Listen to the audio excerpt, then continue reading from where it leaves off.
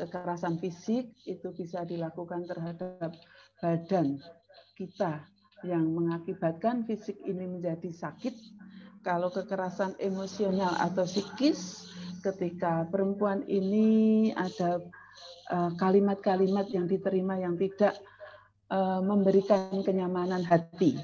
Kekerasan ekonomi, kekerasan di mana kebutuhan ekonomi ini tidak tercukupi dan mengakibatkan akan terjadinya, kalau orang Jawa, padu ataupun marah-marah itu ataupun percekcokan seperti itu.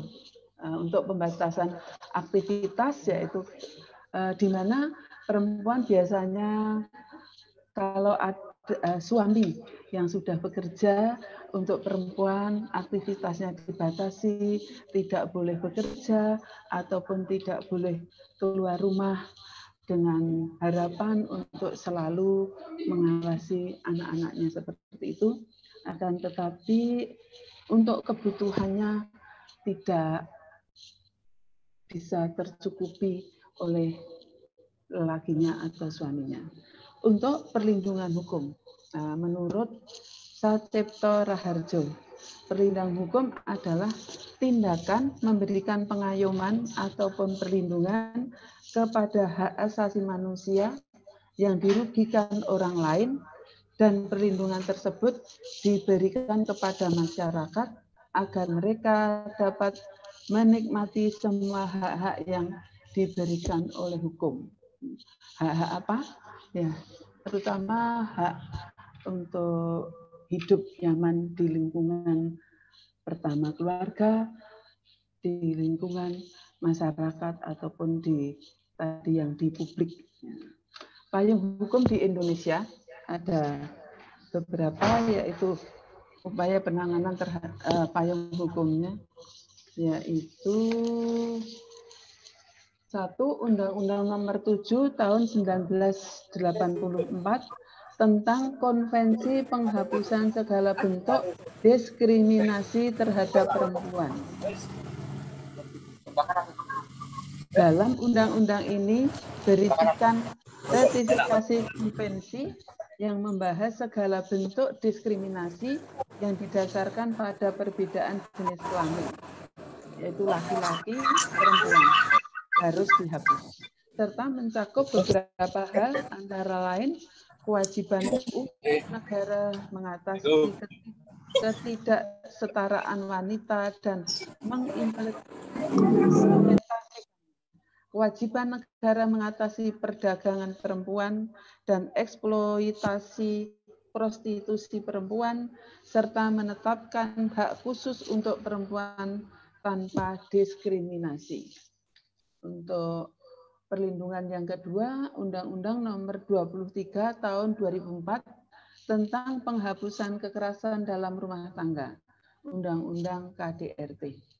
Dalam undang-undang ini lahir berdasarkan maraknya permasalahan hak asasi manusia terhadap perempuan dengan berlandaskan asas kesetaraan gender.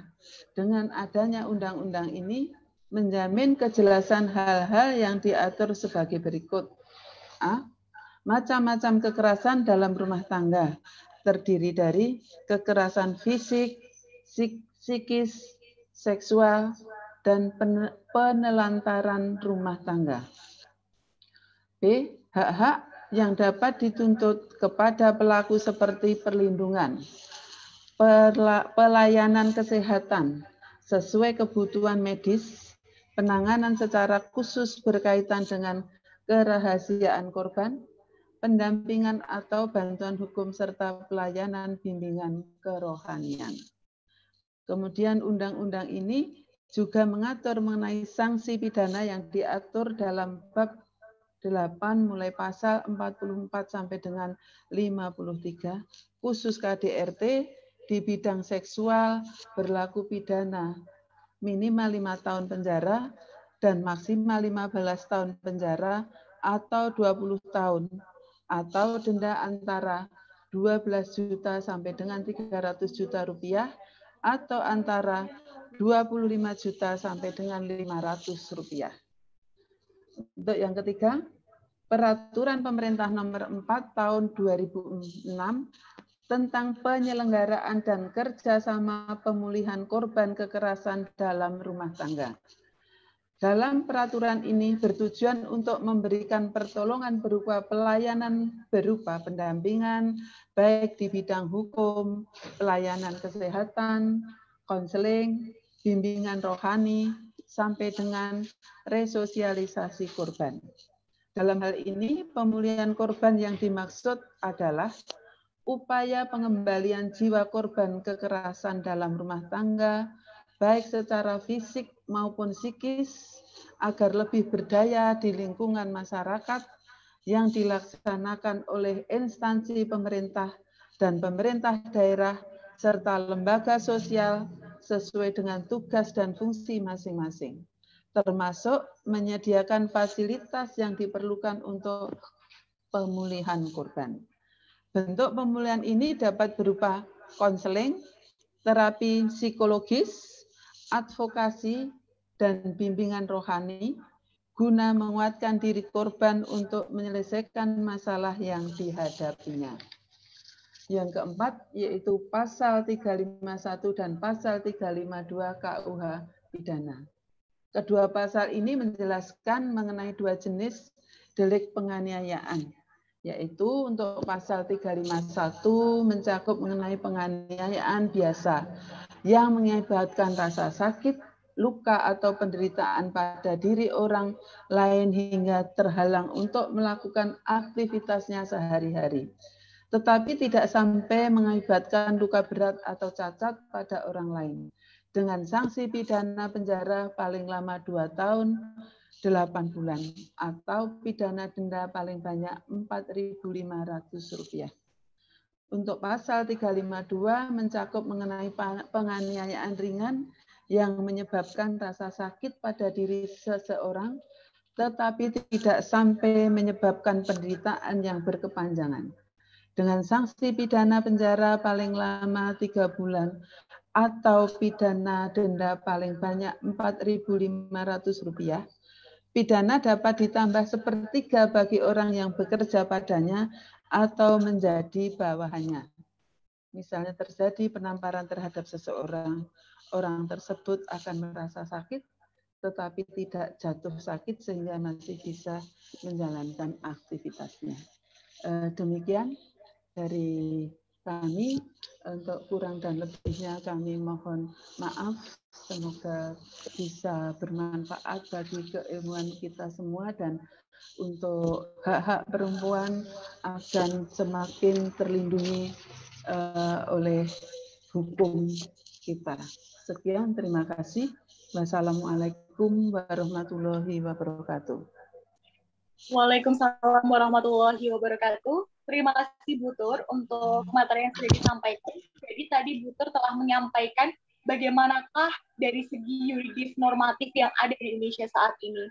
Bagaimanakah hukum itu juga melindungi perempuan-perempuan. Namun tidak dapat dipungkiri juga ternyata masih terdapat berbagai tantangan serta kondisi yang masih belum ideal bagi perempuan itu sendiri. Maka dari itu marilah kita mengulik dari segi hal tersebut yang akan disampaikan oleh Mbak Yulian Rani SH, yang akan menyampaikan dari kondisi dan tantangan perempuan dalam penegakan hukumnya. Silakan kepada Mbak Yulian, dan sebelumnya kepada teman-teman yang ingin bertanya, dipersilakan untuk menanyakan melalui media chat terlebih dahulu, lalu nanti akan dibacakan pada sesi Q&A. Silakan kepada Mbak Yulian untuk dapat memaparkan. Baik. Selamat malam teman-teman semua. Di sini saya akan menyampaikan tentang apa yang saya alami di lapangan sebagai penasihat hukum, sebagai pengacara, terkait dengan kondisi tantangan penanganan kekerasan terhadap perempuan. Khususnya untuk kekerasan seksual sendiri, berdasarkan temuan. Ini kekerasan secara umum ya, kalau data yang kita punya, kekerasan secara umum yang tercatat itu di tahun 2020 saja ada 299.911 kasus. itu yang terdata, belum kasus-kasus yang tidak terdata. Sedang untuk kasus kekerasan seksual sendiri adalah kasus yang tersulit karena korban yang jelas-jelas sudah menjadi korban secara fisik maupun psikisnya dia tetap dibawa dan harus bisa membuktikan kalau dia mengalami kekerasan seksual. Jadi tidak hanya saya terkena kekerasan seksual nih, langsung pemerintah negara atau langsung siapa, enggak. Dia harus bisa membuktikan ada saksi kapan, di mana, itu dia harus menceritakan. Jadi korban dipaksa untuk kembali mengingat, kembali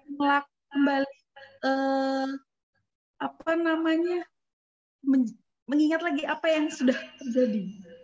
Sedangkan kondisi dia itu sudah tidak stabil.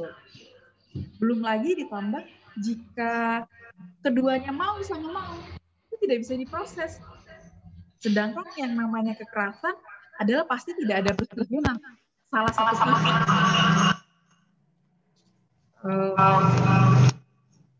Oke, di sini ada korban ini lekat dengan stigma dari masyarakat maupun ketika dalam proses litigasi mengalami reviktimisasi. Itu maksudnya korban ini sudah mengalami kekerasan seksual secara berulang-ulang gitu. Bukan hanya satu kali ya, atau bahkan bisa dilakukan oleh pelaku yang berbeda. Oke. Dalam proses peradilan, seperti yang saya bilang tadi, korban pemerkosaan masih harus membuktikan. Jadi dia tidak bisa bilang saya diperkosa, tapi tidak bisa membuktikan. Ketika saya bilang saya diperkosa dan saya tidak bisa membuktikan, tidak ada yang akan memberikan keadilan pada dia. Jadi jika dia ingin mendapatkan keadilan untuk dirinya, dia harus bisa membuktikan dan harus ada saksi. Sedangkan hal tabu tersebut tidak akan mungkin bisa disaksikan dengan orang-orang lain gitu. Mereka akan sudah pasti melakukan dengan sembunyi-sembunyi. Jika ketahuan massa kan sudah pasti massa akan ngamuk gitu. Belum lagi stigma masyarakat kayak kok keluar malam, kenapa pakaiannya tipis, kenapa pakaiannya pendek, korban kembali disalahkan seolah-olah korban itu yang oke, silakan kalian boleh melakukan ini pada saya gitu. Padahal jika kita kembalikan ke diri kita sendiri, kita tidak mau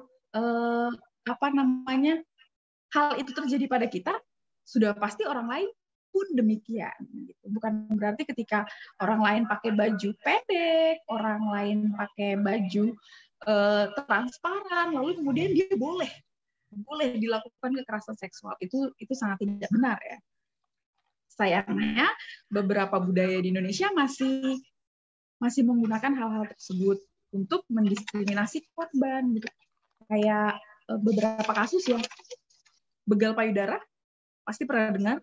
Nah, begitu dia menyampaikan ke keluarganya, reaksi keluarga itu yang saya terima dari korban adalah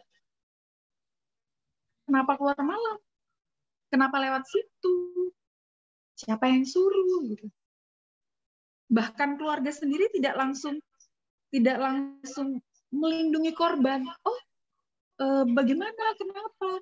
Kok bisa? Hati-hati atau memberi perlindungan yang lebih kepada korban, tapi sudah duluan menghakimi.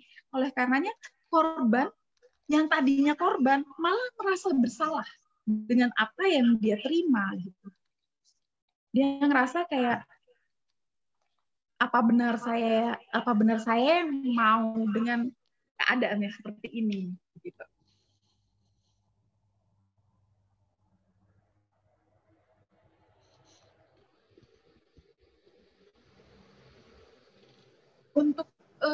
Untuk instrumen hukum kita itu sudah sangat lengkap. Tidak semua.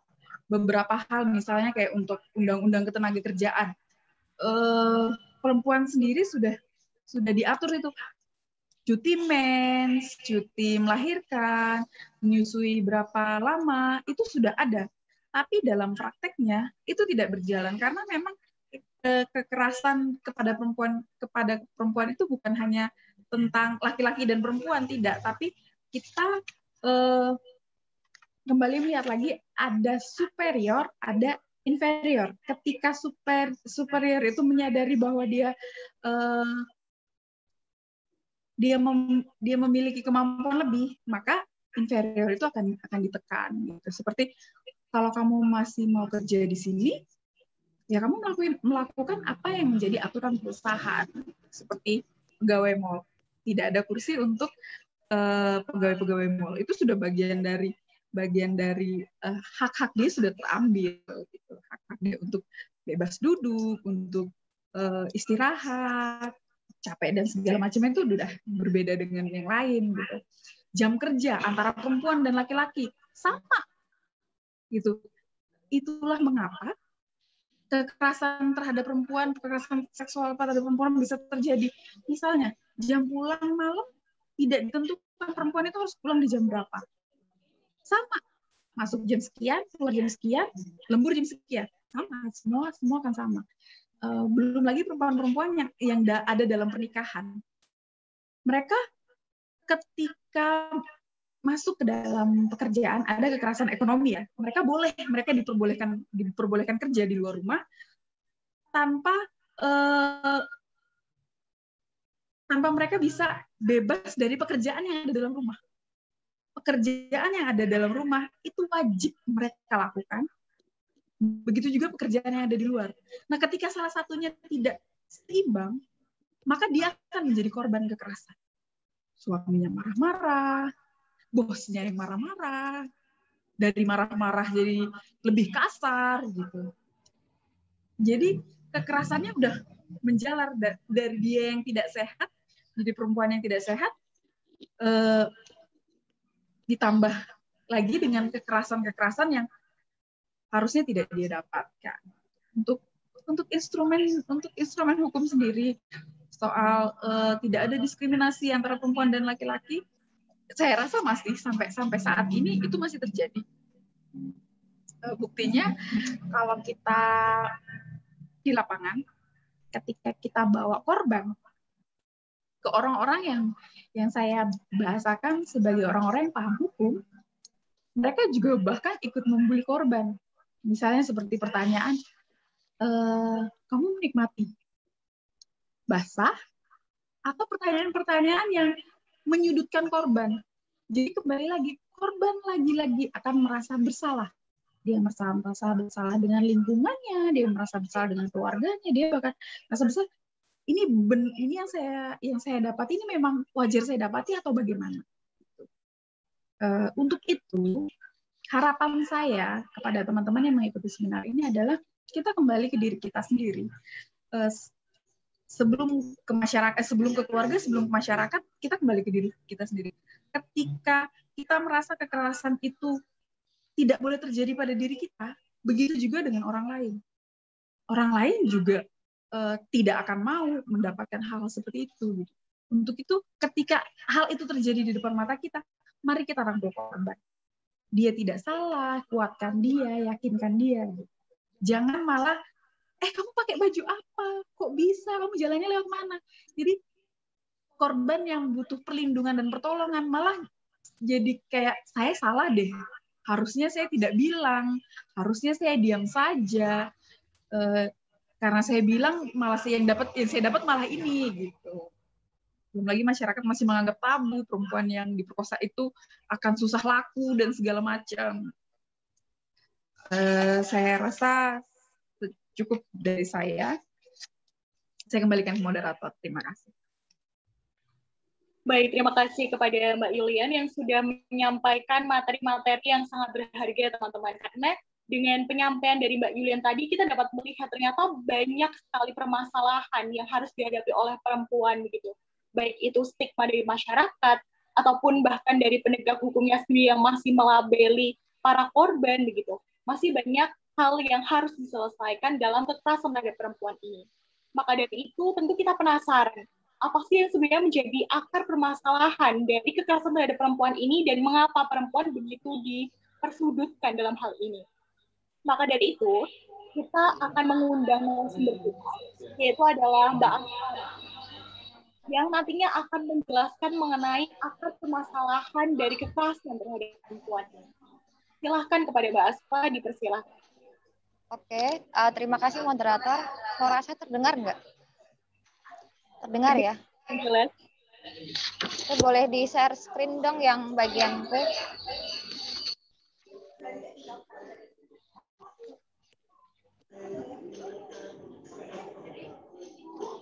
Boleh di-share screen? Nah.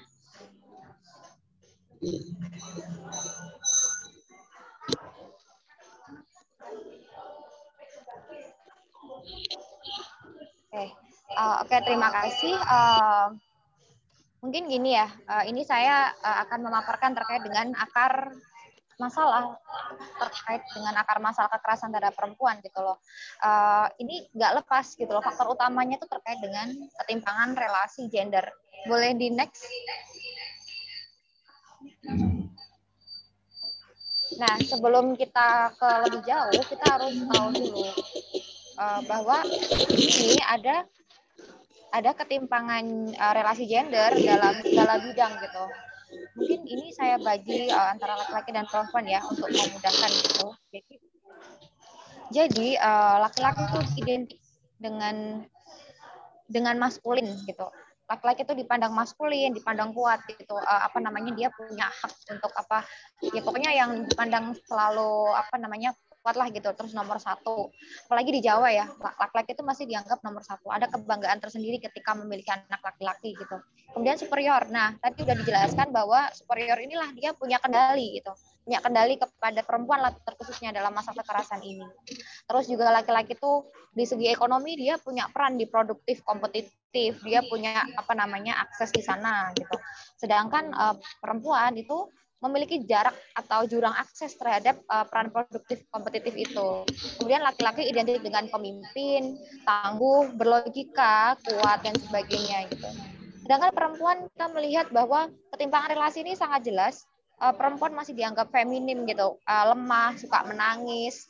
Ya pokoknya karena lemah itu ya kamu ditindas terus gitu, kamu dikasarin nggak apa-apa, gitu. Kan kamu lemah gitu, nggak bisa mau kalau ditampar mau balik tampar itu juga nggak bisa gitu karena sudah dianggap lemah gitu.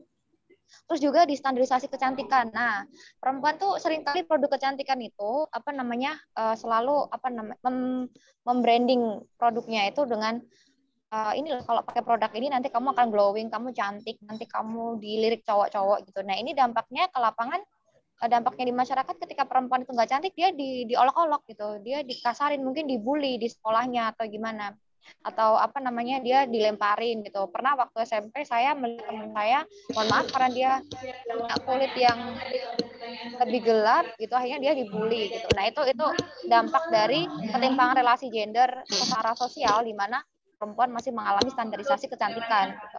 Terus juga nomor 2, nah ini perempuan tuh dianggap kelas nomor 2 gitu, second sex gitu lah istilahnya, subordinat, inferior atau lemah gitu.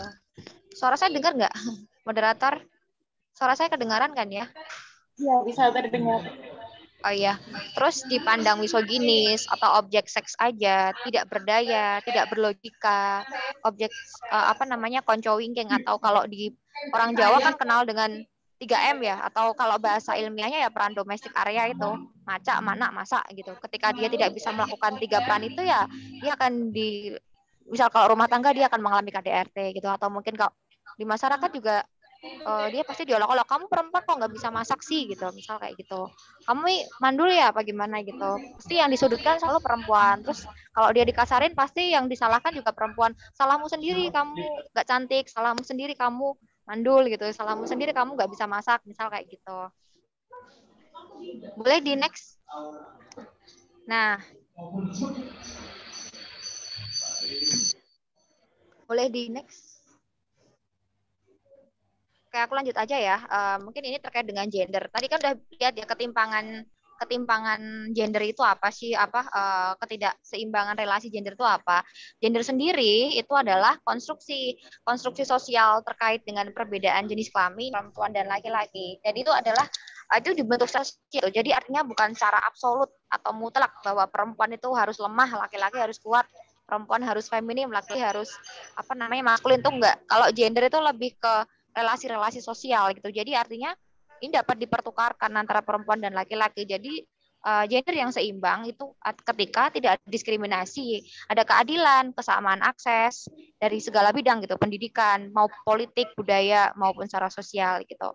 Nah, itu harus kita harus memwujudkan konsepsi gender ini yang setara gitu, yang seimbang. Boleh di next? Nah, ini salah satu akar lagi nih permasalahan kita terkait dengan, kalau ini lebih kekerasan ya, kekerasan seksual ya. Kan tadi secara umum kekerasan terhadap perempuan itu karena ketimpangan relasi gender. Nah, ini terkait politik tubuh perempuan gitu loh. Perempuan itu masih dianggap sebagai alam. Artinya apa? Alam itu kan terkait untuk ya diolah gitu, dipenetrasi, dikuasai, digarap, diperkosa. Nah, ini karena perempuan itu masih dianggap lian gitu, yang lain gitu. Artinya dia bukan dia itu the second sex, seks nomor 2 pokoknya dia objek seks gitu. Jadi perempuan tuh ya dianggap alam gitu, artinya untuk diolah gitu. Dia bukan dianggap sebagai yang berlogika atau subjek, tapi perempuan di sini tuh masih dianggap sebagai objek, atau dia untuk digarap laki-laki lah istilahnya kayak gitu. Jadi laki-laki punya kendali terhadap perempuan. Jadi ketika dia mau melakukan kekerasan, ya itu hak saya gitu, karena saya punya hak, karena perempuan ini itu tadi masih fungsinya masih semacam objek seks, reproduksi sosial gitu, atau berkaitan dengan hal-hal yang bersifat domestik gitu. Nah, kemudian sebab-sebab lainnya ada hegemoni patriarki. Nah, apalagi di Indonesia ya, patriarki ini kayaknya Sabang sampai Merauke, bahkan seluruh dunia pun juga masih mengenal budaya patriarki ini. Apa sih budaya patriarki? Patriarki itu adalah budaya di mana menempatkan laki-laki itu superior dengan perempuan itu inferior gitu. Ada kebanggaan sendiri gitu ketika misal ya orang Jawa yang tadi saya jelaskan bangga kalau punya anak laki-laki gitu, sedangkan kalau punya anak perempuan, apa sih bisanya perempuan nggak bisa apa-apa gitu, nggak perlulah perempuan sekolah tinggi-tinggi, nanti kalau sekolah tinggi-tinggi ujung-ujungnya jadi ibu rumah tangga gitu, nggak guna juga gitu, misalnya kayak gitu. Jadi ada prioritas terhadap laki-laki kayak gitu. Terus juga misal dalam rumah tangga ya, ketika seorang perempuan tidak bisa melahirkan anak laki-laki, terus dia dipaksa oleh suaminya untuk akhirnya melahirkan terus sampai 7 kali musik seperti itu sampai punya anak laki-laki. Nah, itu bisa disebut eksploitasi seksual gitu, karena ya itu tadi peran perempuan cuma sebatas cuma sebatas alat reproduksi sosial gitu. Artinya kalau kamu nggak bisa ya nanti biasanya dipukul gitu atau gimana gitu. Nah, laki-laki itu kan identik dengan, karena tadi ya maskulinitas itu ya, jadi mereka boleh marah, boleh emosi, pelampiasannya dia ke perempuan gitu. Mungkin saya kasih contohnya yang tentang patriarki ini ya, itu terkait dengan sekarang kan ya tuntutan zaman ya, maksudnya ekonomi lah. Biasanya kalau laki-laki kan di sini masih kalau kepala keluarga kan memang laki-laki ya, cuma seolah-olah dibebankan ke laki-laki bahwa laki-laki harus bekerja gitu, harus mampu mencukupi kebutuhan rumah tangganya, dan perempuan nggak bekerja gitu, misalnya kayak gitu.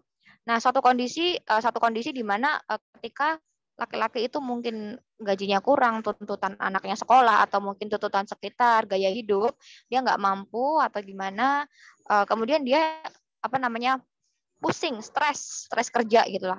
Akhirnya karena ego patriarkinya itu muncul, dia akhirnya melakukan kekerasan terhadap istrinya atau anak perempuannya. Biasanya kayak gitu. Jadi pelampiasan lah perempuan. Nah, di sini kondisi status quo-nya kadang ketika perempuan tidak bekerja, dia bingung. Loh, nanti kalau aku mengakhiri kekerasan dari suamiku ini, aku gimana ke depannya gitu? Aku nggak bekerja, nanti aku makan apa? Misal seperti itu. Jadi perempuan masih ada di belenggu patriarki ini. Sebenarnya juga nggak perempuan aja, laki-laki juga kena dampak dari patriarki. Misal tadi dia harus menghidupi keluarganya gitu. Ketika dia gagal membina rumah tangga juga akan dikucilkan oleh masyarakat gitu. Tapi memang patriarki sampai sekarang masih dominan merugikan perempuan karena tadi perempuan masih dianggap sebagai objek gitu, objek dari segala halnya laki-laki gitu, seksual gitu, terus pelampiasan emosi dan sebagainya. Itu. Nah, ini ada apa namanya? Ada ketimpangan di sini di ekonomi gitu. Ketika perempuan tidak bekerja, dia akan berkorelasi negatif terhadap kekerasan yang akan dilakukan oleh suaminya. Tapi itu pilihan juga gitu. Maksudnya dalam rumah tangga kan itu tergantung kompromi ya. Maksudnya komprominya gimana? Oke, kalau memang suaminya bisa mencukupi ya biarkan, ya nggak apa-apa gitu. Mungkin itu yang dimaksud, itu yang penting adil gitu ya. Maksudnya nggak adalah relasi yang dia menciptakan ketertindasan gitu. Nah, kemudian apa namanya? Ini kan kekerasan itu salah satu bentuk pelanggaran HAM ya. Jadi bisa di next gitu. Jadi gimana sih kalau nanti kita menjadi korban atau kita melihat kekerasan terhadap perempuan gitu loh. Apa yang bisa kita lakukan gitu. Yang pertama kita akan yang perlu dilakukan itu adalah melapor kepada pihak berwajib gitu, ke sarana penal gitu ya. Maksudnya kita kan punya hukum pidana gitu loh ya. Kita bisa melapor ke Women Crisis Center dan sebagainya. Atau ketika kita melihat, kita bisa apa namanya mengamankan korban. Jangan sampai dia meskipun itu tetangga ya, oh itu urusan tetangga, kita nggak boleh ikut campur. Nah, bukan begitu, tapi kita harus apa ya istilahnya aware gitu loh. Nah, itu salah satu cara kita untuk apa menghentikan kekerasan terhadap perempuan ya. Kita mengamankan korban, melindungi korban. Kadang kan itu urusan kamu, aku nggak mau ikut campur gitu. Misal, kadang kan itu urusan keluarga lain gitu. Jadi ketika ada anak perempuan dia dikasarin bapaknya sampai mimisan atau apa, tetangganya cuma diem aja. Nah itu loh, itu yang harus kita rubah. Konstruksi-konstruksi sosial yang merugikan itu harus kita dekonstruksi dengan pemikiran-pemikiran yang lebih modern dan lebih berperspektif keadilan dan kesetaraan. Juga kita harus memberikan support kepada korban. Otomatis kan ketika dia mengalami kekerasan, dia akan mengalami trauma secara trauma psikologis gitu. Dia akan mungkin keinginan bunuh diri atau dia ingin apa namanya menyakiti dirinya, self harm gitu kan, kayak gitu biasanya kayak gitu. Terus dia putus asa lah, nggak mau bertemu orang lain gitu, jadi eksklusif gitu. Akhirnya apa namanya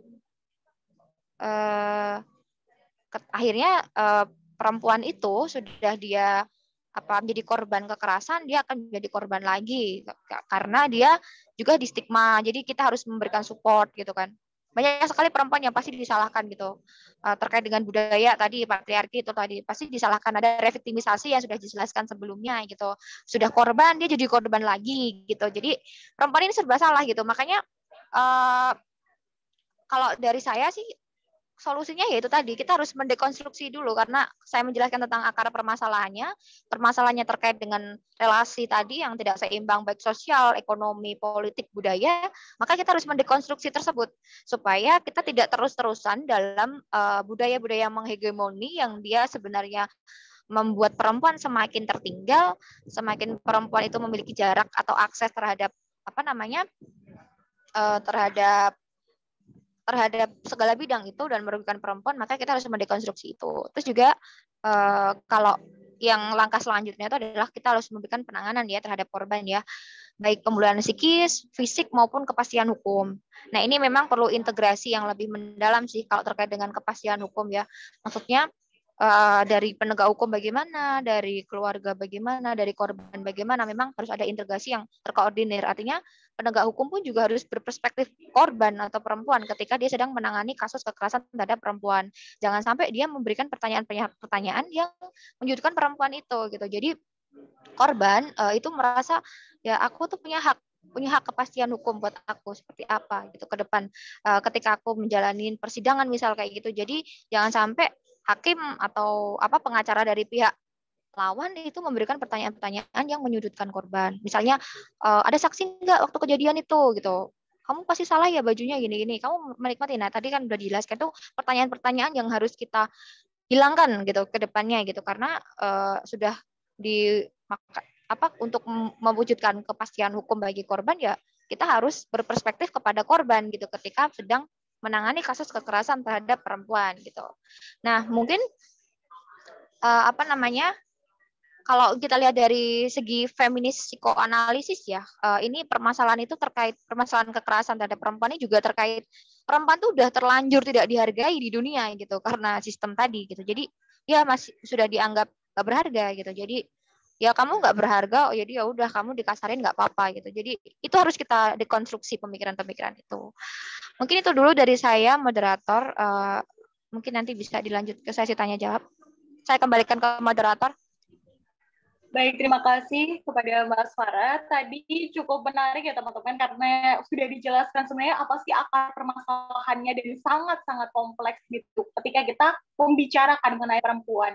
Yaitu tadi ada masalah patriarki, masalah konstruksi sosial kita yang juga masih salah begitu. Hal itulah yang menimbulkan semakin kompleks gitu ketika kita ingin menyelesaikan permasalahan berkenaan dengan perempuan ini. Lalu kita akan beranjak kepada narasumber berikutnya yang akan memberikan perspektif dari sudut pandang psikologis, yaitu berkenaan dengan bagaimanakah cara kita untuk menangani terhadap kasus-kasus kekerasan terhadap perempuan. Kepada Bu Woro, apakah sudah dapat tersambung?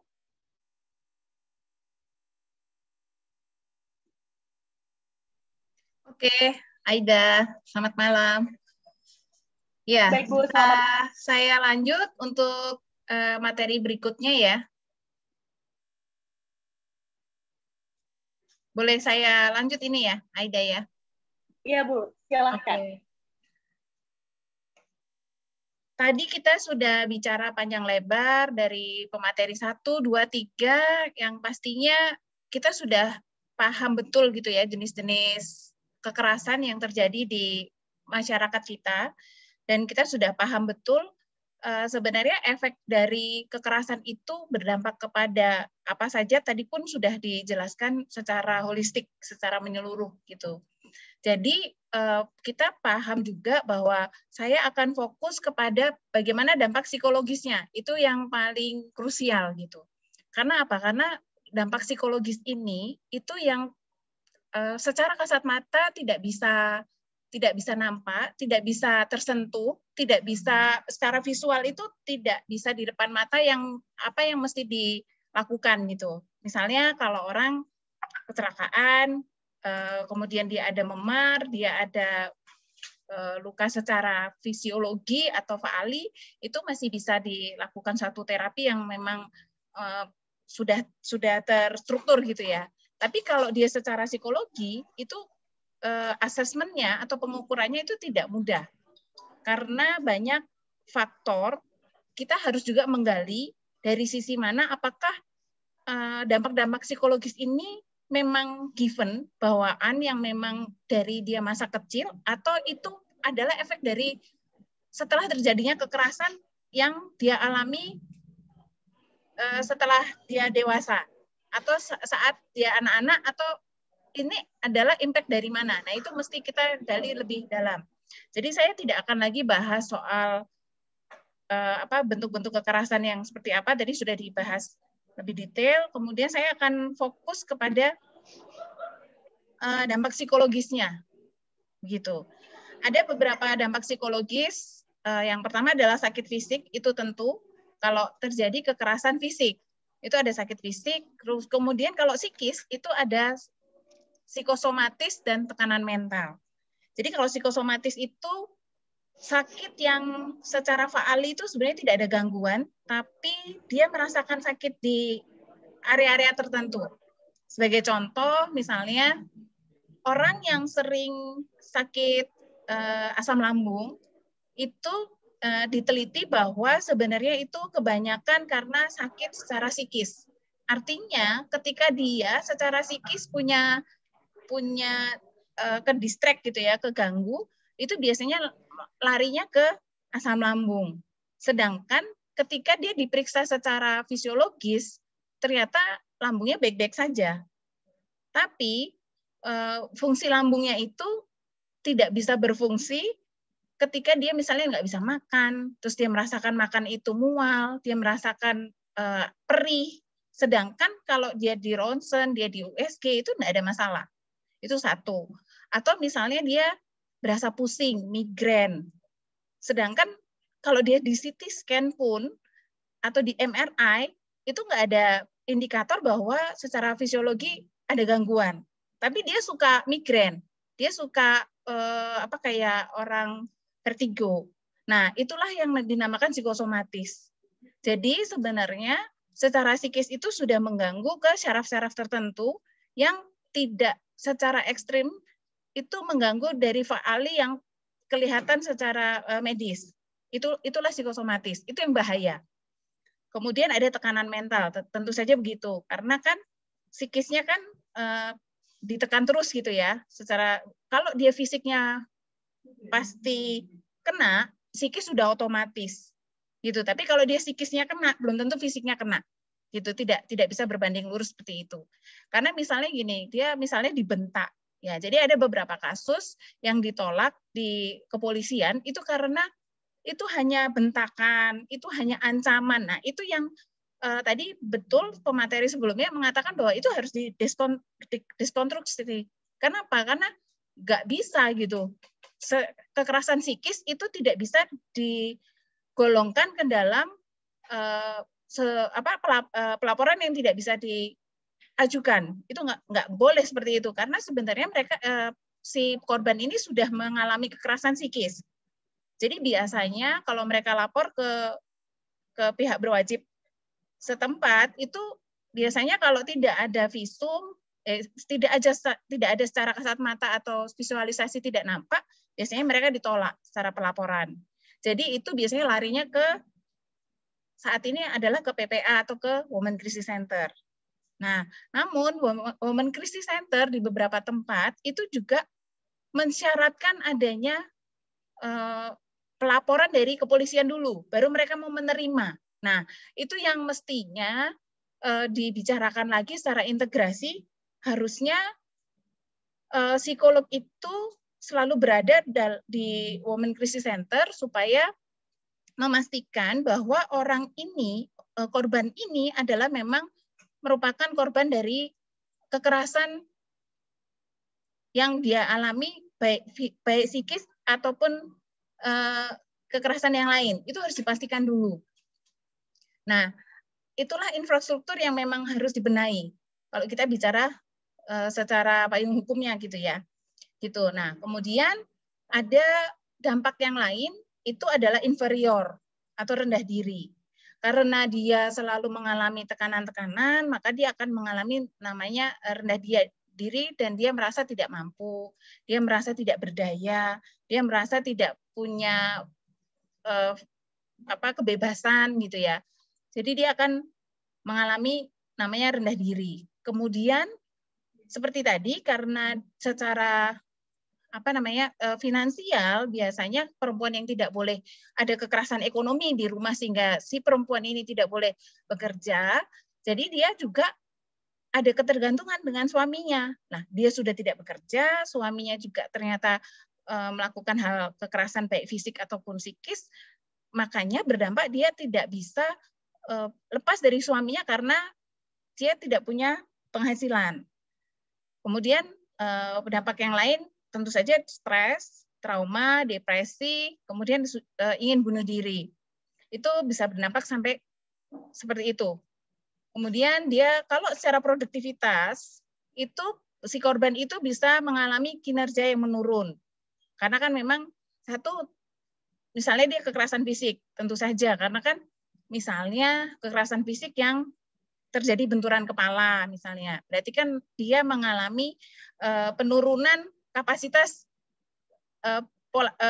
pemikiran gitu ya, karena otaknya mungkin terjadi goncangan ataupun traumatis. Nah, itu akan mengalami satu kondisi di mana dia kinerjanya pasti akan menurun. Kemudian kalau kinerjanya menurun, pasti dia tidak produktif.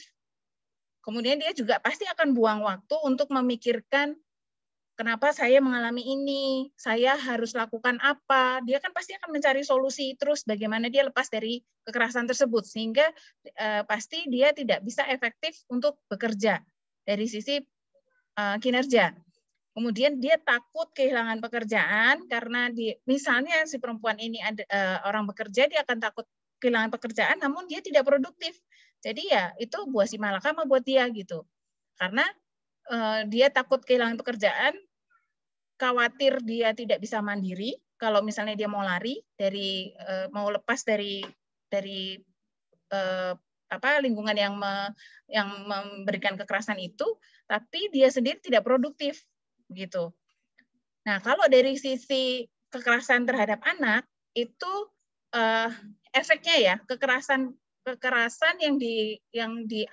yang ditimbulkan sehingga kepada anak itu, jika ini bicara keluarga, itu role model yang salah. Karena dia akan melihat bahwa kalau itu didiamkan, tadi ada pembicara yang mengatakan bahwa kadang-kadang si bapak melakukan kekerasan kepada anak, tetangganya cuma ngelihat dan itu merasa, oh itu urusannya si keluarga itu. Saya kalau mencampuri malah nanti saya diperkarakan. Saya kalau mencampuri malah itu mengganggu privasinya. Nah itu yang salah kaprah. Padahal itu sudah seperti excuse gitu, ada pembiaran bahwa itu situasi yang benar gitu. Bahkan tetangganya pun tidak berdaya. Nah, itu akan memberikan role model kepada anak yang salah, sehingga anak pun bisa jadi menjadi figur bahwa itu suatu kebenaran gitu. Sehingga nanti kalau dia menikah, dia punya keluarga, kemungkinan besar dia akan melakukan hal itu. Kemudian si anak ini juga bisa depresi karena terjadi suatu situasi yang tidak menyenangkan di rumah. Kemudian dia juga akan mengalami gangguan belajar. Gitu. Jadi kadang-kadang untuk anak-anak usia sekolah ketika datang ke kami ke biro psikologi dan dia mengalami gangguan belajar, biasanya kita cek dulu latar belakangnya dan cerita-cerita di balik itu. Siapa tahu di belakang itu tuh dia mengalami traumatis karena dia ada kekerasan di lingkungan sekitarnya, tidak hanya di keluarganya ya, mungkin di lingkungan sekitarnya juga bisa terjadi seperti itu. Nah, kalau untuk secara reproduksi itu juga pasti akan berimbas gangguan reproduksi kepada wanita, kemudian gangguan biologis, jadi tidak ada hasrat seksual, dan kemudian metabolisme tubuhnya pasti juga akan terganggu. Nah, ini adalah dampak psikologis yang sangat berpengaruh kepada seorang wanita yang mengalami kekerasan. Sekarang pertanyaannya, karena kita kan fokusnya kepada kekerasan terhadap perempuan. Nah, apabila laki-laki mengalami kekerasan yang sama, apakah tidak berdampak psikologis hal yang sama? Sebenarnya sama. Bahkan kalau itu terjadi pada laki-laki akan lebih parah dampak psikologisnya. Karena apa? Karena laki-laki ini dituntut untuk sebagai figur yang sangat mandiri, yang tough gitu ya. Ketika dia mengalami kekerasan, tapi dia tidak boleh berteriak, itu dampak psikologisnya akan lebih parah. Kalau perempuan dipukul boleh nangis gitu. Kalau laki kan dipukul nggak boleh nangis, pantang. Nah, itulah yang mengakibatkan kalau dampak psikologisnya kekerasan terhadap siapapun, baik laki-laki atau perempuan, itu dampak psikologisnya pasti parah. Dan terutama kepada pria. Namun sekarang kan yang banyak terjadi adalah kekerasan terhadap perempuan. Karena tadi ya itu stigma-stigma yang salah tadi tersebut. Saya akan lanjut untuk tadi ini mensinkronkan apa yang sudah dibicarakan oleh pembicara sebelumnya. Jadi memang penuntasan KDRT ini tidak mudah. Dari semua sisi itu harus dibenahi dulu, direkonstruksi lagi gitu. Jadi stigma-stigma itu yang membuat ini menjadi tantangan tersendiri gitu ya. Terus menjadi barrier gitu hambatannya. Jadi kalau lelaki itu dianggap sebagai kepala keluarga, jadi kalau dia melakukan kekerasan anggapannya adalah ya biarin aja dia lagi mendidik pasangannya supaya pasangannya perilaku yang benar, misalnya begitu. Terus atau misalnya kalau misalnya laki-laki ini punya kan institusi keluarga itu kan harus dijaga. Jadi ketika perempuan mengalami kekerasan dan melapor, makanya kan di video tadi kan dibicarakan bahwa sekitar 80% itu wanita yang mengalami kekerasan tidak melapor. Karena apa? Karena dia merasa ini institusi keluarga yang harus dijaga, saya nggak boleh ngomong aib keluarga saya kepada orang luar, makanya saya nggak berani lapor. Itu yang mengakibatkan 80% tadi tidak melapor. Gitu, karena ada stigma yang keutuhan institusi keluarga itu ada di tangan istri, ada yang begitu. Kemudian ada kecenderungan ketergantungan ekonomi, itu tadi saya sudah bicarakan, sehingga dia tidak bisa membuat satu keputusan untuk berpisah. Terus kemudian ada stigma perempuan berstatus janda itu tabu. Artinya mending saya tetap mengalami kekerasan ini, tapi saya tidak berpisah gitu. Status saya masih bersuami. Nah, itulah yang akhirnya perempuan ini mengalami kekhawatiran untuk menyuarakan sebenarnya dia tidak happy dengan kondisinya. Itu yang saya sampaikan berkaitan dengan yang tadi sudah dibicarakan oleh pemateri sebelumnya. Nah, yang paling penting adalah kita harus melihat solusi ke depannya. Apa sih penanganan dan pencegahan yang bisa kita lakukan sebagai orang-orang di sekitar kita yang bisa jadi itu menjadi kekerasan. Sebagai contoh misalnya, saya pernah melihat di supermarket gitu ya, anaknya minta apa gitu, terus pertamanya ditinggal, dia tetap nangis, terus didatengin lagi digampar. Nah, apakah kita harus diam saja? Sebenarnya tidak boleh kita diam saja. Yang harus kita lakukan pertama kali adalah kalau kita tidak bisa ngomong sama orang tuanya, kita harus peluk si anak itu. Karena apa? Karena dia butuh satu perlindungan bahwa salah ataupun benar, dia tidak boleh mendapatkan kekerasan tersebut. Gitu. Nah, itu contoh-contoh kecil yang seharusnya kita lakukan. Sebagai contoh, misalnya bapak ibunya habis ngampar terus pergi, terus kalau kita peluk dia, otomatis orang tuanya akan bertanya, kenapa kok kita menyentuh anak itu? Karena kita melihat kita sedang membela satu sosok pribadi yang sedang mengalami kekerasan. Kan gitu, di depan mata.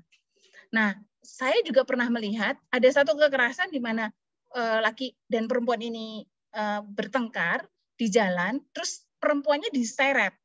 Nah, ketika perempuannya ini diseret, ada sepasang suami istri sedang lewat, padahal di depan mata persis, itu lakinya mau nolong. Maksudnya sepasang suami istri yang lain itu, yang lakinya sudah turun mau nolong perempuan ini, karena perempuan ini diseret.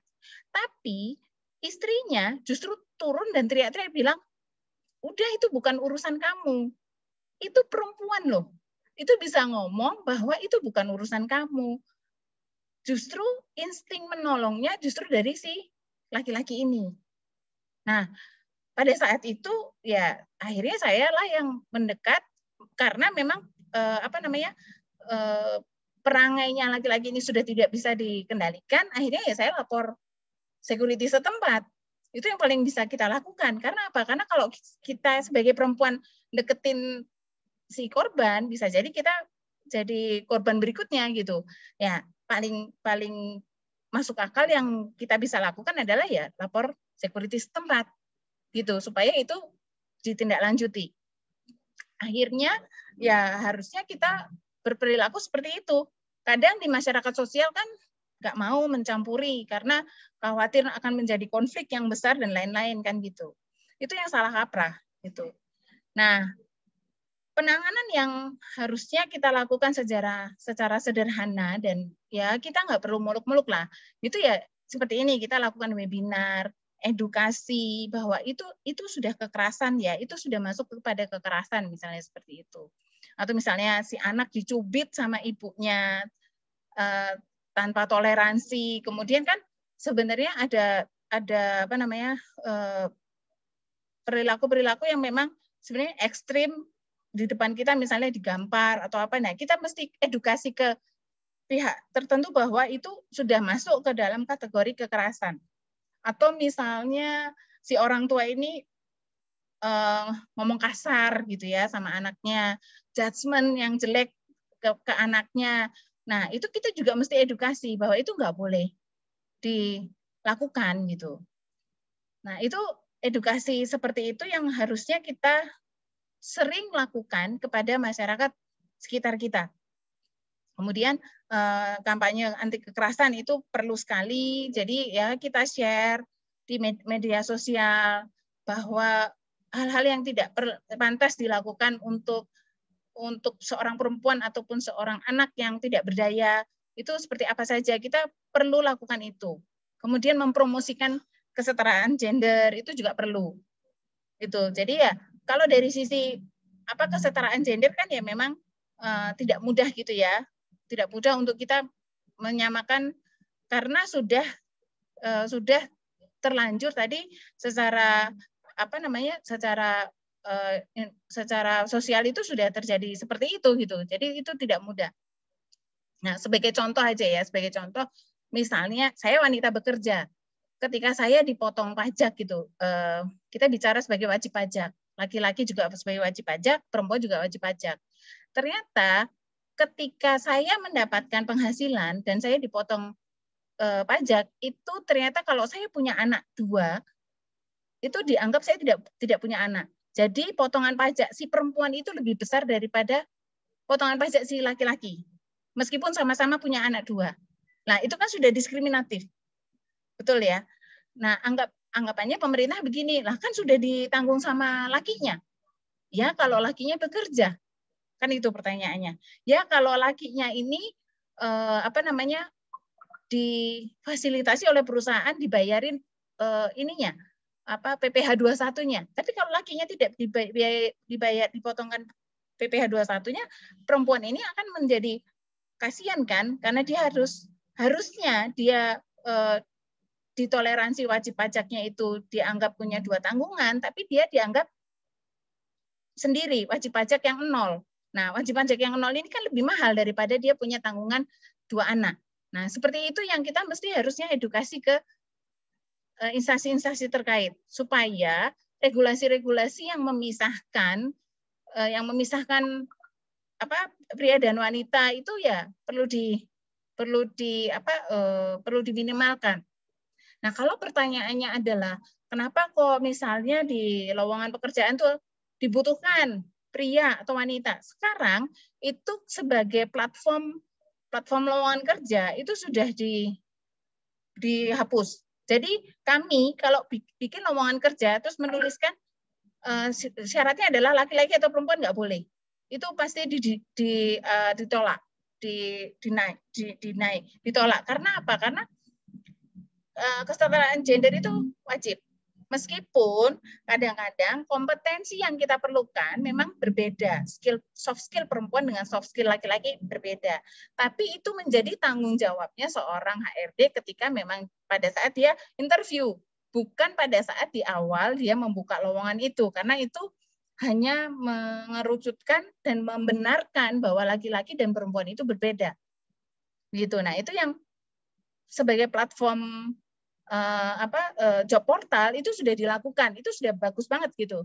Artinya harusnya di semua lini untuk hal-hal seperti itu juga sudah harusnya dilakukan. Tidak ada pembedaan antara pria dan wanita.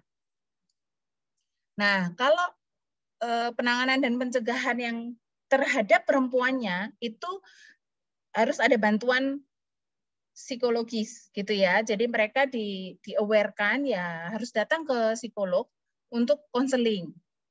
Seperti itu. Meskipun dia mau tetap bertahan dengan si pelaku, ya it's okay, nggak apa-apa, itu pilihan dia. Tapi dengan bertahannya dia harus punya metodologi bagaimana mengubahkan si pasangannya. Itu yang harus di-aware-kan. Dan kemudian dia harus menggiring pelaku ini untuk juga terapi psikologis. Karena pasti kan si laki ini juga punya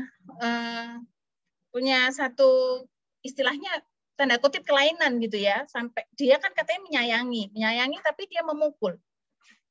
Nah, itu yang mesti juga terapi psikologisnya itu juga harus digiring ke pelakunya supaya dia datang, dia juga harus membereskan dirinya dan itu supaya tidak terjadi akhirnya kan dia jadi dia akan terjadi kembali gitu, kekerasan itu akan terulang kembali. Jadi yang bisa memutuskan rantai kekerasan ini hanya si korban, itu saja, tidak ada yang lain. Yang pertama kali yang bisa memutuskan adalah si korban. Yang lain itu hanya sebagai supporting ketika si korban ini sudah memutuskan bahwa ya saya mau freedom, saya tidak mau mengalami ini semua. Gitu. Nah, kemudian secara psikologis yang bisa dilakukan adalah terapi kognitif. Jadi kalau perempuan ini atau si korban ini mengalami kekerasan ini, jadi secara terapi kognitifnya adalah supaya dia tidak inferior, supaya dia bisa fight dan dia punya keberanian untuk lepas dari laki-laki ini even dia tidak bekerja. Jadi harus diberikan support. Kemudian di Women Crisis Center itu juga harus diberikan satu jaminan bahwa kalau kamu lari dari situ, kami adalah wadah yang bisa menampung kamu. Kami juga punya wadah yang bisa memberikan satu garansi finansial. Artinya itu garansi finansial ya kamu ada keterampilan bekerja, disalurkan atau misalnya di situ dibuatkan balai latihan pekerjaan seperti itu. Nah, itu yang mestinya dilakukan oleh beberapa institusi yang terkait dengan penanganan kekerasan ini. Saya rasa cukup dari saya. Kita akan tunggu untuk pertanyaannya. Berikutnya saya kembalikan ke moderator. Terima kasih. Baik, terima kasih Bu Woro atas pemaparan materinya. Hal ini cukup membuat kita menjadi tahu ya teman-teman, apakah sebenarnya dampak yang akan dirasakan perempuan ketika kekerasan itu terjadi. Kekerasan itu kan tidak hanya berbentuk kekerasan fisik, namun juga verbal tadi yang juga telah dijelaskan Bu Woro, bagaimanakah dampaknya juga bagi perempuan. Lalu tadi juga sudah ditawarkan beragam solusi dari Bu Woro juga untuk dapat menangani kasus-kasus ini. Maka dengan berakhirnya Bu Woro, kita sudah menyelesaikan materi yang dipaparkan oleh para pemateri. Maka selanjutnya kita akan melanjutkan pada sesi tanya-jawab. Maka di sini saya lihat sudah banyak pertanyaan ya dari teman-teman. Di sini saya mungkin akan memilih dan memilah hal-hal yang dapat ditanyakan kepada para narasumber.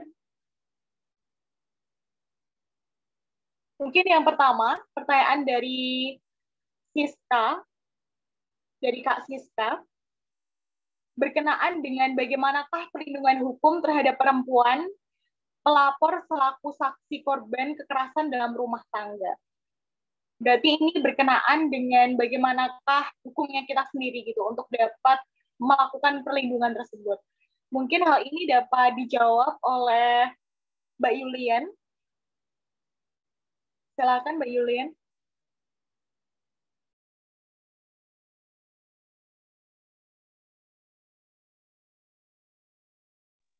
Apakah Mbak Yulian sudah dapat tersambung? Oke. Mohon diulang moderator pertanyaannya. Baik, pertanyaannya adalah bagaimanakah perlindungan hukum terhadap para saksi, para pelapor, saksi korban kekerasan dalam rumah tangga, begitu Mbak? Berarti terhadap pelapornya, begitu ya? Untuk perlindungan hukum terhadap saksi dan korban sudah jelas diatur dalam Undang-Undang Nomor 31 Tahun 2014. Hak-hak korban dan hak-hak saksi itu sudah sepanjang pengetahuan saya selama kasus saya berjalan, saya tidak tahu jika ada saksi atau korban yang mengalami kerugian dalam satu kasus. Tapi sejauh ini saksi dan korban itu dilindungi dengan baik. Misalnya saja ada saksi yang tidak mau dihadirkan di persidangan, dia bisa dihadirkan dalam bentuk lain. Begitu. Semua sudah diatur dalam Undang-Undang Nomor 31 Tahun 2014. Boleh dibaca, Bu. Terima kasih. Baik, terima kasih Mbak Yulian atas tanggapannya. Dan mungkin ini ada pertanyaan yang sedikit berkesinambungan ya dengan tadi, yaitu berkenaan bagaimanakah solusi serta tindakan dari aparat, strategi dari perempuan sendiri untuk dapat mendapatkan keadilan. Mungkin ini tadi sudah sempat disinggung oleh Bu Woro juga. Apakah Bu Woro dapat tersambung, Bu Woro, untuk dapat memperjelas dari pertanyaan tersebut?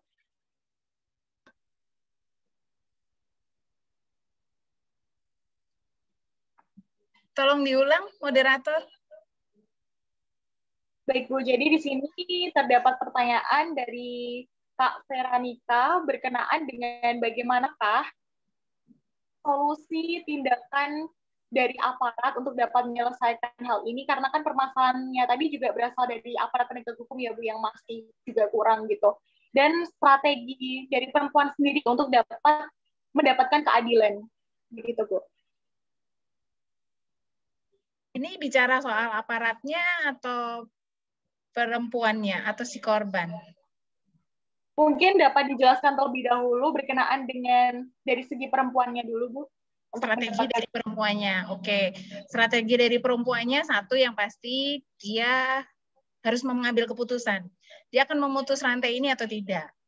Kalau tidak ya sudah, nikmati saja. Tapi nikmati saja itu berefek kepada kesehatan mentalnya. Itu yang harus dia pahami. Kesehatan mental dia nantinya pasti akan terganggu. Terus kalau kesehatan mental dia akan terganggu, itu adalah efeknya kepada generasi berikutnya. Generasi anak-anaknya, generasi lingkungannya, bahkan bisa jadi usia survival dia juga tidak panjang. Karena kalau sudah secara psikis itu berdampak, udah pasti nanti efeknya adalah secara fisik pasti juga, secara fisiologi juga pasti akan berdampak. Macam aja nanti akan keluarnya. Entah itu penyakit kanker, entah itu penyakit yang lain-lain, itu pasti akan berdampak. Jadi dia harus paham bahwa secara kognitif dia harus tanamkan, kalau dia memutuskan untuk tidak mau putus dari rantai kekerasan ini, maka saya dipastikan usia saya tidak sepanjang kalau saya memutus rantai ini. Usia memang di tangan Tuhan, betul? Tapi logikanya adalah secara faali dia pasti akan terganggu. Artinya dia juga harus menikmati seumur hidupnya bahwa dia akan mengalami ya banyak sakit penyakit lah, itu satu. Tapi kalau dia memutuskan untuk rantai kekerasan ini dia harus putuskan, maka dia harus datang ke psikolog. Itu wajib. Datang ke psikolog, dia sampaikan, dia ceritakan, dia harus self healing juga.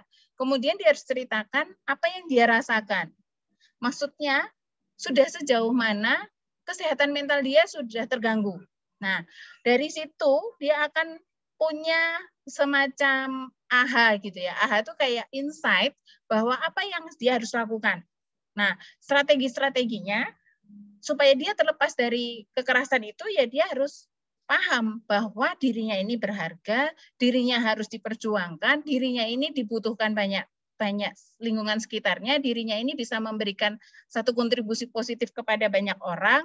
Nah, itu yang dia harus tanamkan ke dirinya. Seperti itu. Jadi dia harus datang ke psikolog, kemudian dia juga harus mau untuk terapi secara kognitif. Bahwa apa yang dia sudah diperlakukan sama dia itu tidak benar. Seperti itu. Terus kemudian juga dia harus terlibat untuk memberikan edukasi, dia harus self testimoni kepada sekitarnya, itu bahwa saya mengalami, tapi saat ini saya sudah mengalami satu progres kesembuhan secara kesehatan mental. Seperti itu. Jadi ciri-ciri dampak psikologis yang tadi sudah saya sebutkan itu dia pasti cek. Apakah saya mengalami ini? Kalau saya masih mengalami ini, maka dia juga harus segera terapi. Itu strateginya. Kemudian kalau untuk aparat ya gimana ya, karena kan itu sudah hubungannya kan dengan struktur aparat itu ya, maksudnya dia mesti menyampaikan suaranya seperti itu. Jadi dia harus pastikan kepada aparat setempat kalau memang tidak melanjutkan atau memfasilitasi dia untuk pelaporan. Ya dia harus tahu, dia ke Women Crisis Center atau dia ke lembaga bantuan hukum, dia menanyakan apakah memang betul. Misalnya perempuan datang dalam kondisi, ada tuh perempuan yang datang dalam kondisi sudah babak belur, sudah divisum, tetap aja pelaporannya tidak ditindaklanjuti. Dan dia juga tidak, secara edukasi tidak tahu bahwa dia sudah harusnya menerima bukti pelaporan. Nah, yang seperti itu kan dia juga kita harus edukasi secara prosedur hukumnya seperti apa. Seperti itu. Karena kalau dia nggak tahu, dia juga bengong-bengong kan, karena dia tidak paham. Jadi dia harus tahu apa yang dia harus lakukan. Kalau misalnya dia tidak tindak lanjuti, dia berarti harus menggandeng kuasa hukum untuk mengedukasi dia langkah apa yang harus dilakukan. Seperti itu. Pokoknya dia harus lakukan segala cara supaya dia feel freedom. Begitu. Dan dampak psikologisnya itu sudah diminimalkan.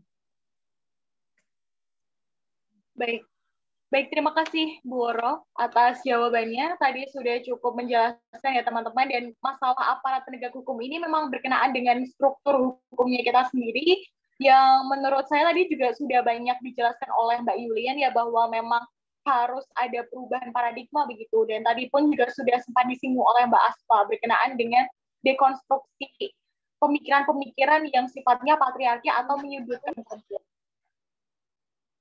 Baik, selanjutnya mungkin karena ada beberapa pertanyaan yang sebenarnya sudah ada termaktub di pemateri-pemateri, maka saya akan memilih pertanyaan yang mungkin belum banyak disinggung ya, atau belum ada gitu dalam materi. Ini ada pertanyaan dari Kak Fatoni.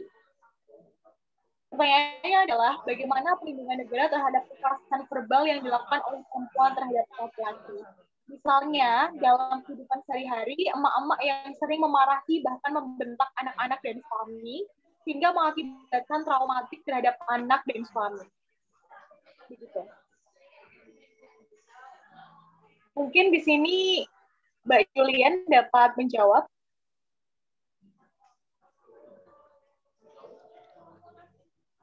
Baik. Terima kasih untuk waktu yang diberikan pada saya. Saya akan menjawab pertanyaan yang diberikan oleh Pak, saya tidak tahu namanya. Perlindungan negara terhadap kekerasan verbal yang dilakukan perempuan terhadap laki-laki. Perempuan terhadap laki-laki. Ini konteksnya anak-anak dan suami ya. Kembali lagi, yang perlu kita sadari adalah kita perlu tahu dan perlu membedakan antara kekerasan verbal dan didikan, gitu ya. Di sini tidak dijelaskan kekerasan verbalnya seperti apa, jadi bisa menimbulkan multitafsir ya. Tapi kalau kita mau menerka-nerka mungkin bahasa-bahasa yang tidak baik. Kembali lagi, tidak semua ibu berlatar belakang pendidikan yang baik atau punya pengalaman-pengalaman yang baik. Bisa jadi ibu juga adalah korban dari orang tua terdahulu. Untuk itu kita tidak bisa serta-merta menyalahkan ibu, terus menyalahkan apa yang terjadi. Ketika ibu sudah melakukan kekerasan, tidak hanya sekedar berbicara gitu. Kalau kita bilang tentang kekerasan verbal itu kan harus dibuktikan apa yang sudah terjadi ke anaknya atau ke suaminya. Bisa jadi kalau suami nih udah tinggal pergi ke warung kopi aja Bu, Pak, gitu kan. Ntar juga diem sendiri gitu. Kalau untuk anak-anak kan kembali lagi kita lihat kalau memang ibunya cuma ngomel aja, ada beberapa penyakit psikolog seperti bipolar atau segala macam gitu, cuma ngomel aja, berarti memang ibunya yang bermasalah. Tapi jika memang anaknya yang bandel, dalam pembentukan karakter anak itu memang tidak mudah. Anak itu juga berbeda-beda. Ada yang satu kali dikasih tahu nurut, ada yang butuh suara lebih keras lagi, butuh intonasi yang lebih tinggi. Belum lagi kultur dan budaya seperti saya. Saya dari timur, tempat saya di Ambon. Kalau saya berbicara itu selalu balap-balapan sama ombak. Saya ngomong biasa saja seperti orang berantem. Apalagi saya marah, gitu ya. Jadi kita lihat lagi apa sih yang bisa kita kategorikan dalam kekerasan verbal gitu. Kalau untuk kepemerintahannya kembali lagi edukasinya saat ini memang tidak mudah gitu ya. Indonesia ini terlalu besar dan luas.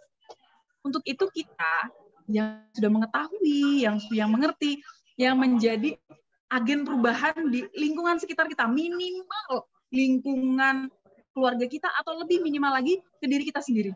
Bagaimana kita memperlakukan anak-anak, bagaimana kita memperlakukan orang lain, kita memberitahu kepada anak ini bahasa yang benar, ini yang nggak benar gitu.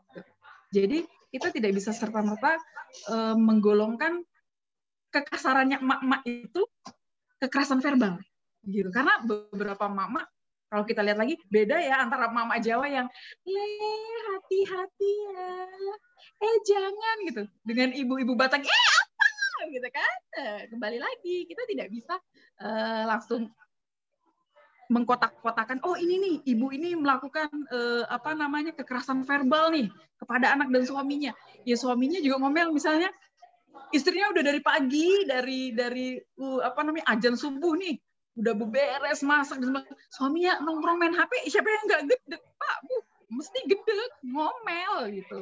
Cuman ngomelnya kan takaran orang terima beda-beda, ada yang ngomel biasa saja yang udah tersinggung, ada yang ini kayak toa masjid yang rusak gitu, bersuara terus nggak berhenti gitu. Nah untuk itu kekerasan verbal atau tidak, kita lihat lagi. Kalau semuanya dikasihkan pemerintah, ini diselesaikan, kasihan pemerintahnya Bapak Ibu, kasus itu banyak sekali, banyak yang tidak tertangani maksudnya. Begitu saja dari saya. Terima kasih moderator. Baik, terima kasih Mbak Yulian. Sangat menarik juga nih jawabannya atas pertanyaan tadi ya teman-teman. Maka selanjutnya kita akan memilih kembali pertanyaan yang akan disampaikan kepada narasumber. Mungkin ada pertanyaan yang menurut saya cukup menarik juga ini karena juga cukup panjang ya. Dari Mian_Jateng kepada Mbak Aspaka. Jadi mungkin saya bacakan ya Mbak Aspa. Oke, boleh dibacakan moderator. Bagaimana? Boleh dibacakan. Materi memberikan konstruksi bagaimana bahwa perlu konstruksi sosial seolah-olah fenomena patriarki muncul hanya karena makanya secara biologis perempuan lebih memilih menjadi ibu rumah tangga. Ini saya langsung bacakan ke pertanyaan intinya. Pertama, dan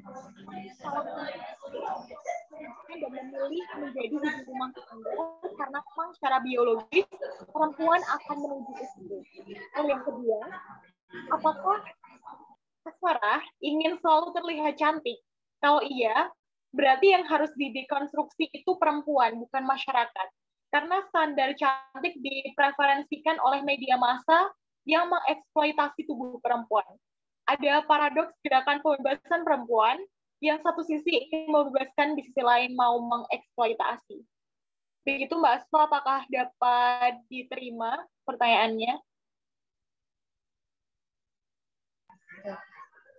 Oke, terima kasih moderator untuk pertanyaannya. Sangat bagus ya, ini menarik banget gitu loh. Maksudnya ini aku tunggu-tunggu banget pertanyaan yang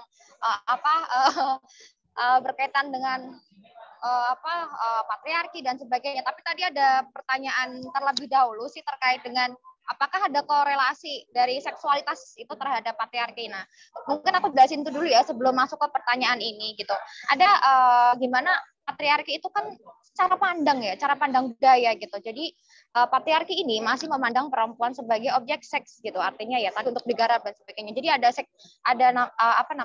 korelasi negatif gitu ketika budaya patriarki ini terus-terusan menghegemoni di kalangan masyarakat gitu. Jadi cara pandang ini tuh menempatkan laki-laki itu superior. Laki-laki itu sebagai subjek gitu.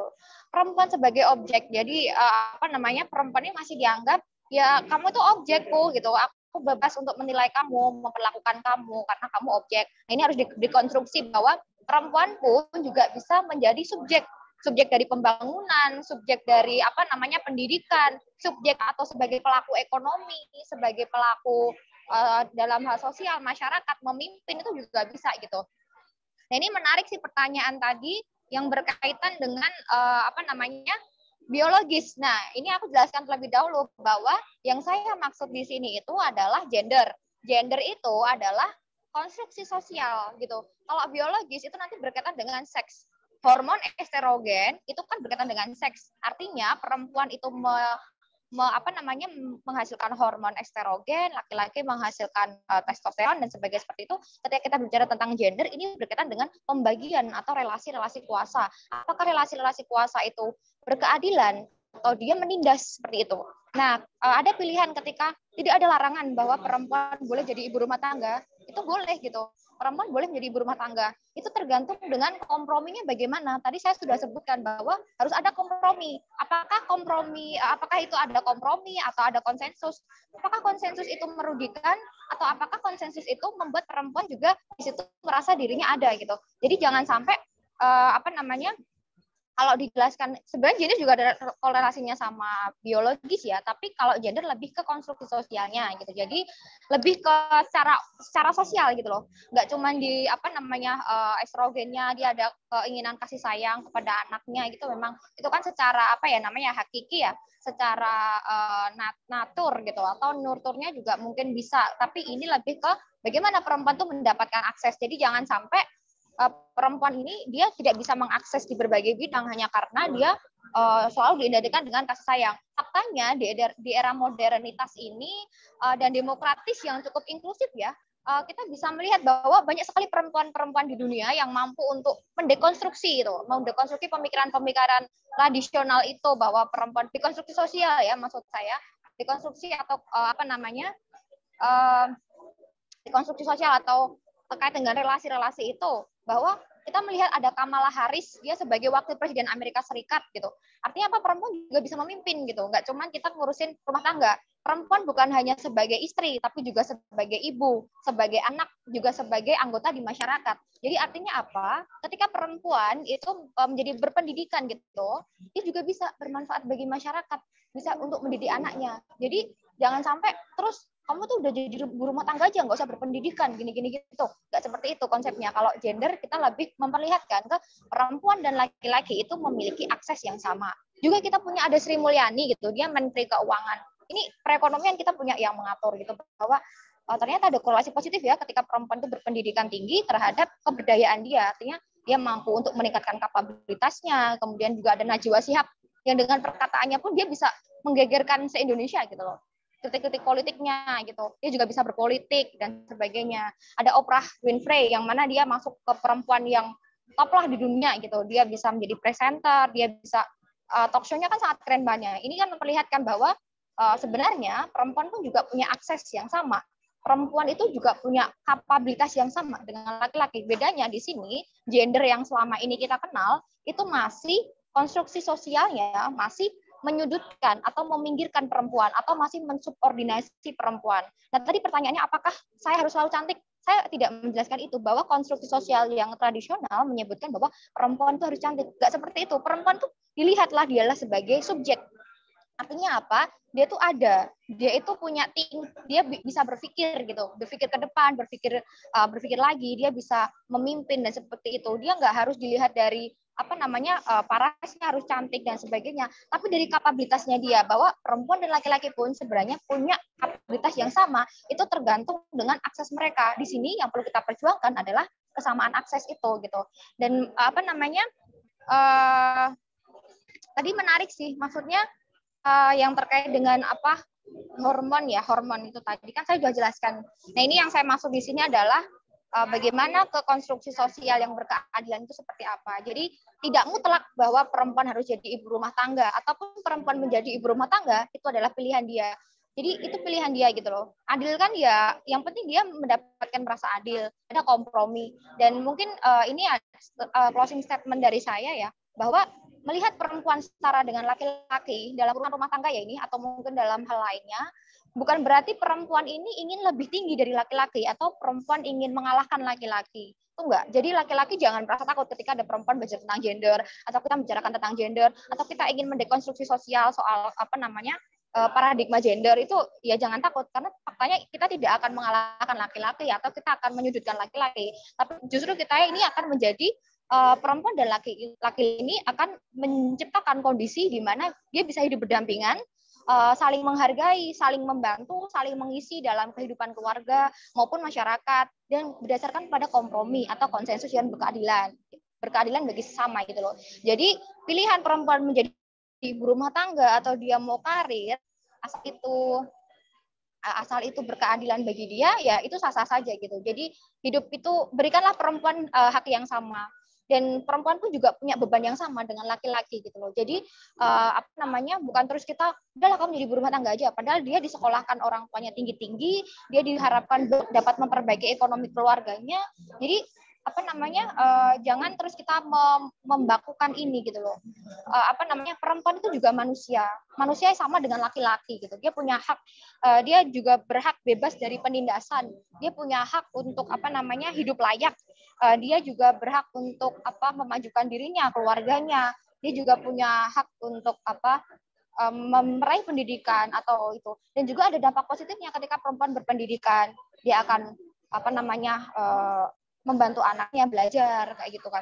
Dari perempuan yang hebat akan lahir anak yang hebat pula. Laki-laki pun juga lahir dari perempuan. Laki-laki juga berasal dari perempuan gitu. Jadi kita nggak boleh laki-laki dan perempuan itu harus saling menghormati. Seperti yang saya sudah sebutkan tadi. Jadi gitu sih, mungkin saya kembalikan ke moderator ya. Baik, terima kasih kepada Mbak Asfa atas jawabannya tadi, dan pertanyaannya juga cukup menarik, dan jawaban dari Mbak Asfa pun sudah menjawab ya teman-teman, karena memang sebenarnya ketika kita ada sebuah pernyataan kesetaraan gender bukan berarti perempuan ingin lebih tinggi daripada laki-laki. Namun jika melihat saat ini memang perempuan masih banyak sekali terdiskriminasi begitu, masih belum mendapatkan hak-hak yang memang layak untuk didapatkan kepada semua umat manusia, bukan hanya laki-laki, bukan hanya perempuan, namun semua ini kita memang memiliki hak manusia yang patut untuk dilindungi. Maka dari itu hadirlah sebuah gerakan-gerakan untuk kita dapat menyadarkan bahwa kekerasan terhadap perempuan ini haruslah dihapuskan dan kita tidak boleh lagi untuk mendiskriminasi perempuan begitu. Lalu mengingat waktu teman-teman, moderator sedikit nambahin lagi ya terkait dengan dekonstruksi perempuan harus cantik yang media. Sedikit aja itu. Tadi belum aku jawab. Oke. Yang soal dekonstruksi media, dekonstruksi ya, apakah perempuan yang harus dikonstruksi atau pemikiran masyarakat yang harus dikonstruksi? Ini menurut saya pemikiran masyarakat gitu loh. Faktanya juga perempuan punya hak untuk aku cantik, aku enggak, gitu punya hak gitu. Mau aku pakai lipstik, mau aku enggak pakai lipstik itu punya hak gitu. Dan yang seharusnya dilakukan, mungkin kalau kita lihat iklan-iklan sekarang juga enggak, produk kosmetik juga enggak menawarkan kamu putih gitu, enggak, yang penting glowing kan sekarang iklannya kayak gitu. Jadi yang perlu kita lakukan bukan perempuannya yang kita dekonstruksinya, tapi pemikirannya gitu, konstruksi sosialnya, konstruksi masyarakatnya yang selalu mengharuskan perempuan itu cantik gitu. Nggak perlu perempuan cantik itu kan relatif ya, cantik bisa karena dia pinter, cantik bisa dia karena dia bisa nyanyi atau apa, itu kan cantik itu kan relatif. Jadi jangan sampai konstruksi-konstruksi sosial ini itu menyudutkan perempuan, menindas perempuan, atau menyakiti perempuan. Jadi itu aja sih mungkin. Jadi yang dikonstruksi itu adalah masyarakatnya, pemikiran masyarakatnya gitu. Bahwa perempuan nggak seharusnya distandarisasi yang membuat perempuan semakin tertindas itu. Itu sih moderator. Terima kasih. Baik, terima kasih Mbak Asfa atas tambahannya. Ya tadi ada tambahan dari Mbak Asfa juga bahwa yang menjadi permasalahan soal tadi membicarakan soal kecantikan adalah masalah standarisasi, yaitu baik juga diberlakukan oleh perempuannya sendiri ataupun juga oleh masyarakat secara umum gitu. Baik teman-teman, sebelumnya silakan teman-teman yang belum presensi untuk dapat presensi terlebih dahulu, silakan untuk dapat melihat di kolom chat karena presensi sudah ada, karena presensi ini akan memberikan teman-teman untuk mendapatkan akses kepada e-sertifikat. Baik, selanjutnya adalah penutupan oleh Ketua Panitia, yaitu oleh Pak Made. Kepada Pak Made, apakah sudah dapat tersambung?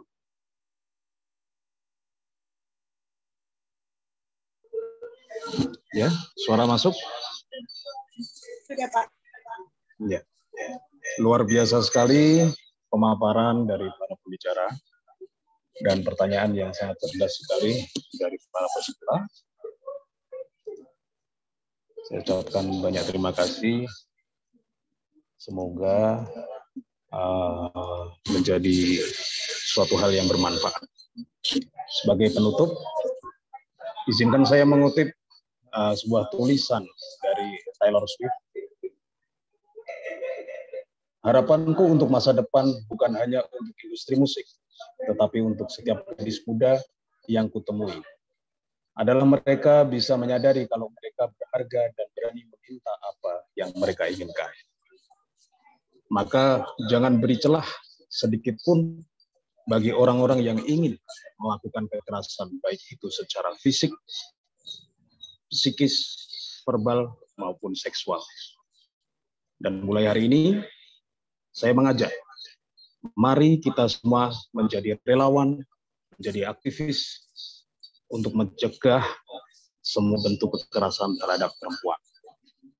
Ajarkan kepada anak sedari dini mungkin, support untuk para korban, dan motivasi untuk berani melaporkan kepada lembaga-lembaga yang bisa mengadvokasi untuk para korban.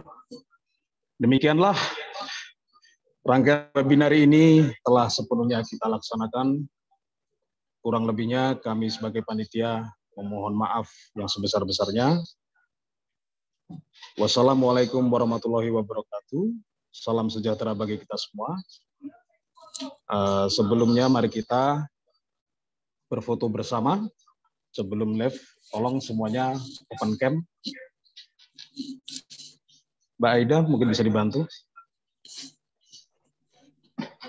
Baik, pada teman-teman di untuk dapat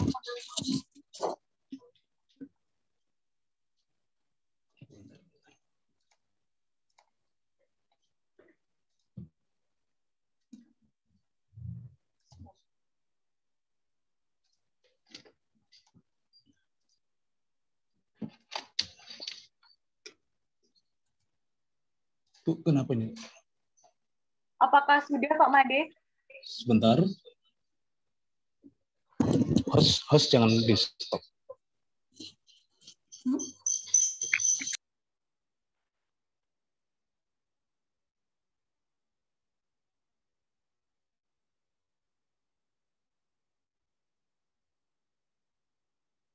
Silakan kepada teman-teman untuk dapat on cam.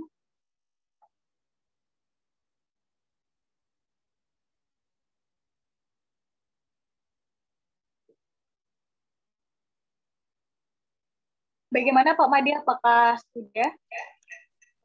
Sebentar, dari hostnya ini masih tulisannya disable.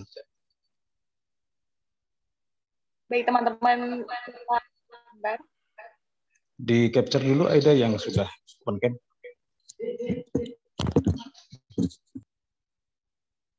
Oh ya, mohon maaf Pak, ini dikarenakan masih peserta belum dapat on cam ya Pak, karena tidak mendapat akses untuk kameranya.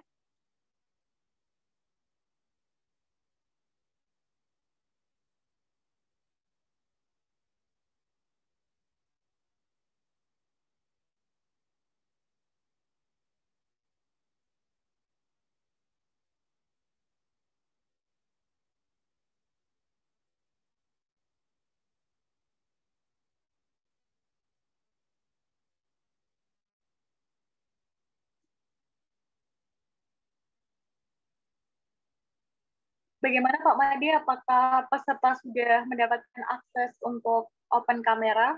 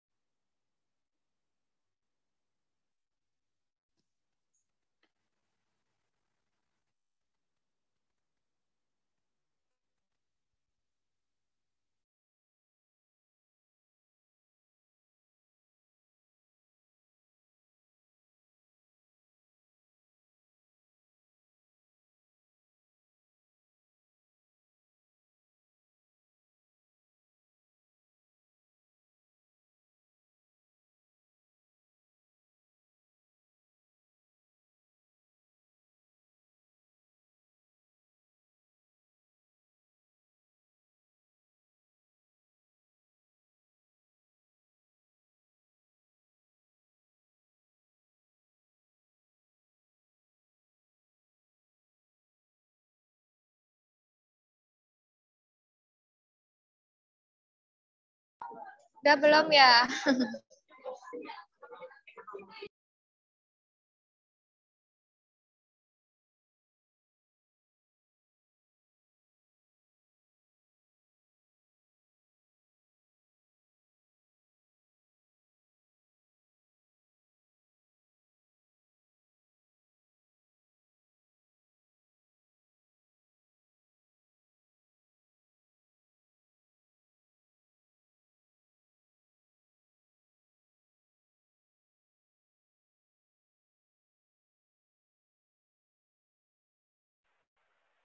Baik teman-teman, dikarenakan ini terdapat satu dan lain hal, terdapat kendala, maka mungkin kita belum bisa untuk berfoto bersama ya teman-teman. Apakah tidak apa-apa dari para peserta? Ya karena terdapat beberapa kendala, dan mungkin teman-teman yang belum absen untuk dapat absen, karena absen ini akan memberikan akses kepada teman-teman untuk mendapatkan sertifikat.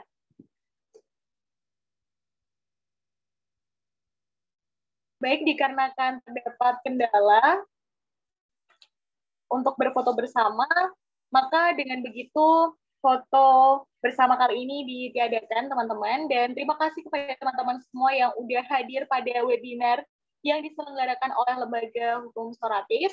Semoga acara kali ini dapat memberikan diskursus baru serta memberikan keilmuan mengenai bagaimanakah kita untuk memandang perempuan dan memandang kekerasan terhadap perempuan yang tadi pun sudah banyak dijelaskan oleh keempat narasumber kita. Semoga kita dapat melangsungkan webinar di lain waktu kembali, dapat bertemu kembali dengan pembahasan topik-topik yang pastinya juga akan menarik. Terima kasih atas partisipasi dan perhatiannya, dan juga atas banyak pertanyaan yang sudah diberikan kepada peserta. Apabila terdapat kendala dan beberapa kesalahan yang dilakukan oleh panitia, mohon dimaafkan. Wassalamualaikum warahmatullahi wabarakatuh. Salam sehat teman-teman, semoga sehat dan sukses selalu. Terima kasih.